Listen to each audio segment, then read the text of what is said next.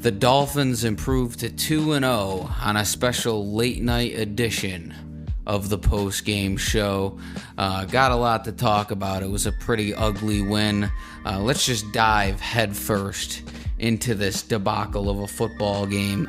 The first thing I want to talk about is the end, because that's going to be the main focus. Forget what happened in the four quarters of the game. Everyone's going to be talking about that final play where Mike Gesicki realizes he can't make the first down.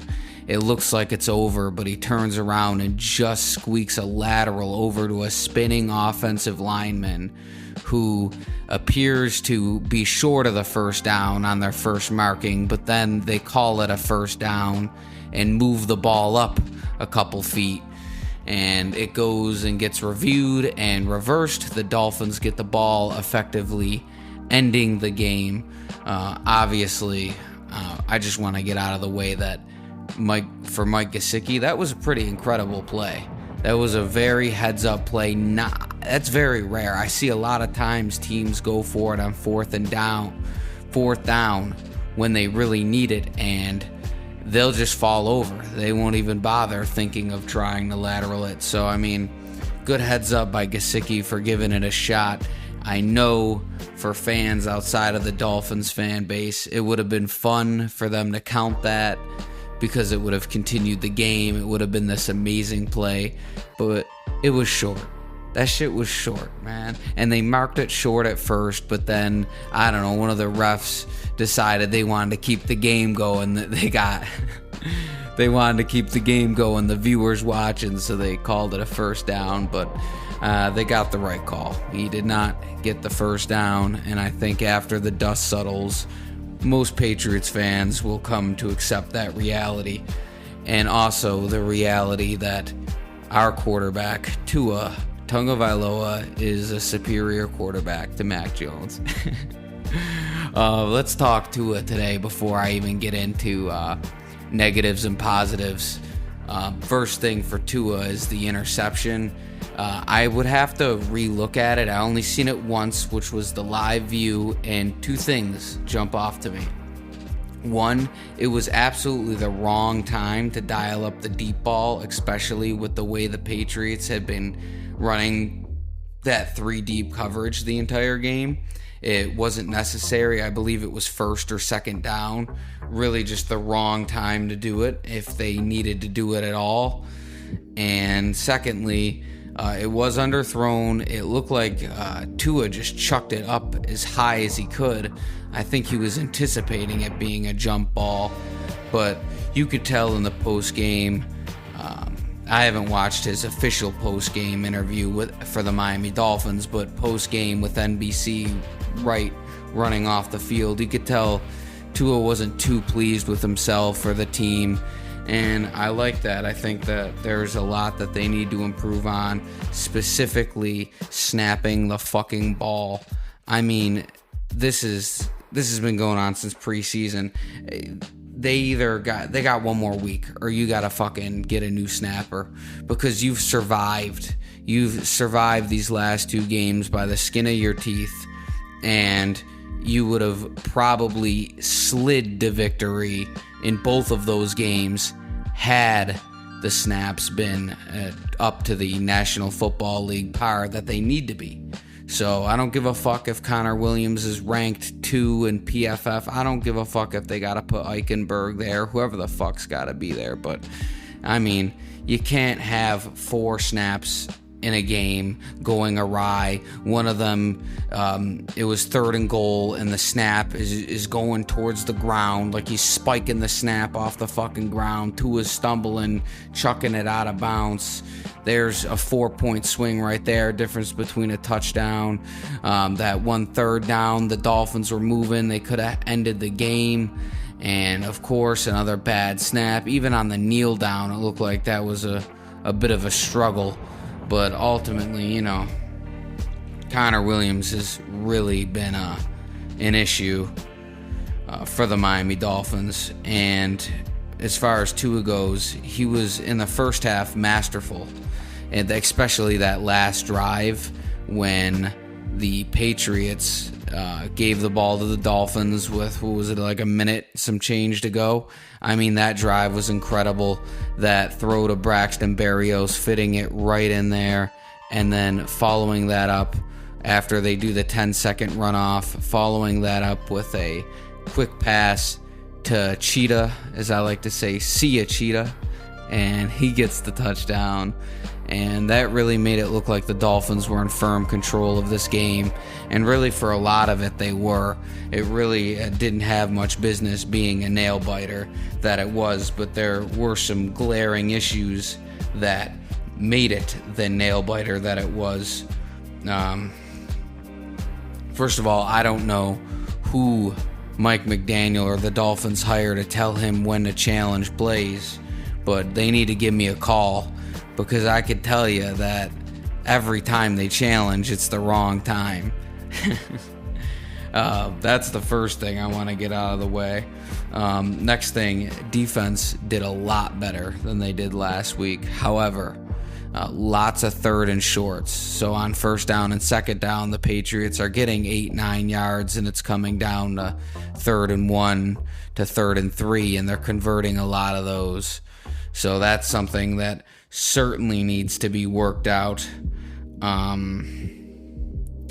There were some holding penalties into the in the second half, and one in a drive where the Dolphins were looking like that they were moving, and they get a holding penalty on a first down run, and they end up going for the field goal, and then the Patriots run that gimmick play where they get the block.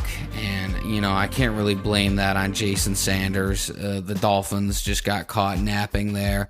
I don't know if Bill's seen something with the Dolphins special teams, or if it was just something he wanted to run, or the special teams coach for the Patriots wanted to run, and it just worked out.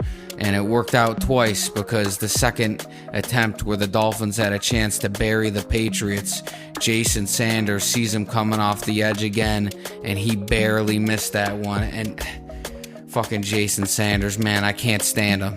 I cannot stand Jason Sanders. I'm not going to give him blame when he doesn't deserve it, because he didn't deserve it for the first one.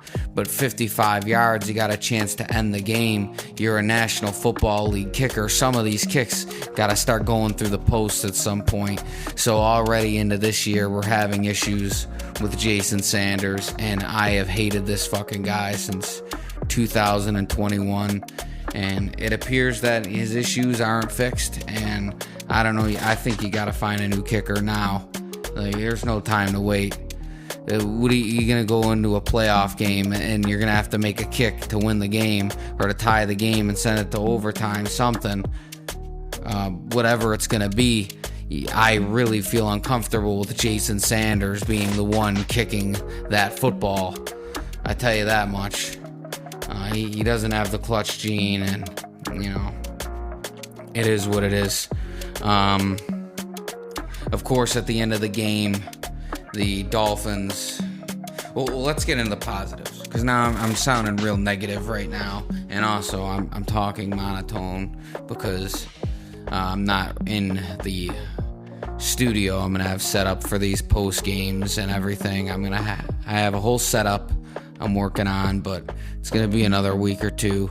Can't fucking wait to debut that, and we'll have a lot of fun with that shit. But that's why I'm talking at a lower tone. Baby sleeping and all that good stuff. What was I gonna say? Furthermore, let's talk some positives. I know I gave Tua his flowers for the end of the first half. Jalen Waddle had a decent game. Unfortunately, it looked like he got a concussion. Hopefully he'll be back for next week. Denver, from what it looks like, they're a much lighter opponent than the last two teams we faced, so that's good. Hopefully the Dolphins don't overlook them, and we can move to 3-0 before we got a juggernaut in Buffalo. But I'm looking ahead. I'm doing exactly what you're not supposed to do. I'm overlooking the opponent. And right now it's just nice to be 2-0, nice to be atop of the division. Clearly the Dolphins outmatched the Patriots talent-wise. It just looked like the Patriots had a really good scheme there. Mac Jones did catch fire towards the end of the game.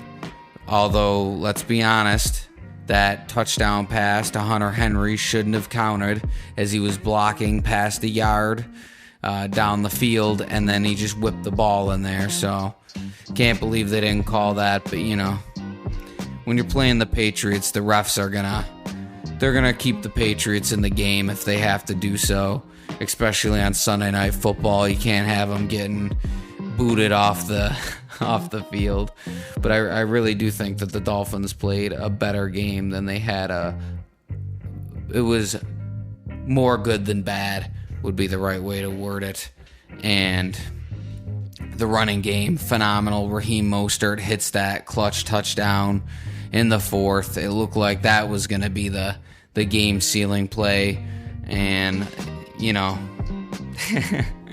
but a lot of good runs, a lot of good holes. I like how they did that outside scheme while the Patriots were playing back. I wish they would have stuck with it. And I think what Bill Belichick did tonight was he just banked on McDaniel getting too greedy at a point. McDaniel wasn't just going to sit there and keep taking those 8-yard gains and those 10-yard gains. Eventually, he was going to want to lay his balls on the table, as I like to say. And Bill Belichick was right. Mike McDaniel got away from the game plan that was working and would have continued to work, and it almost allowed the Patriots back in the game. But it is always much better to learn your lessons in victory than it is to learn them in defeat. And I think it was pretty clear today, after a win tonight when the Dolphins didn't play their best football, that they're a team up there in the AFC, a force to be reckoned with. We'll see what happens next week. The Dolphins move to 2-0. Big division win in Foxborough. Can never be upset about that. Can never be upset about a win in Boston. And you know what? I think maybe as Dolphins fans, we're getting a little greedy, A couple years ago, if we won any game against any team by any metric, it was an exciting day. It didn't matter if we had just beaten the Jets, who were terrible, or the Patriots. It was just exciting. And nowadays there's so much expectations on the Dolphins that beating the Patriots by 7 in New England is almost not enough. But good game by the Dolphins and good game by the Patriots. Lots to improve on, but week 2. This is week fucking 2, man. This team is not where they're gonna be in week 15. So I don't see too much cause for concern. I seen a team that grew a lot from week 1, and there's still room to grow. And, keep growing, man. That's what life is all about. Keep growing. And, I appreciate all the new people stopping by. I feel like this video has went on for centuries. So, I'm going to hop off.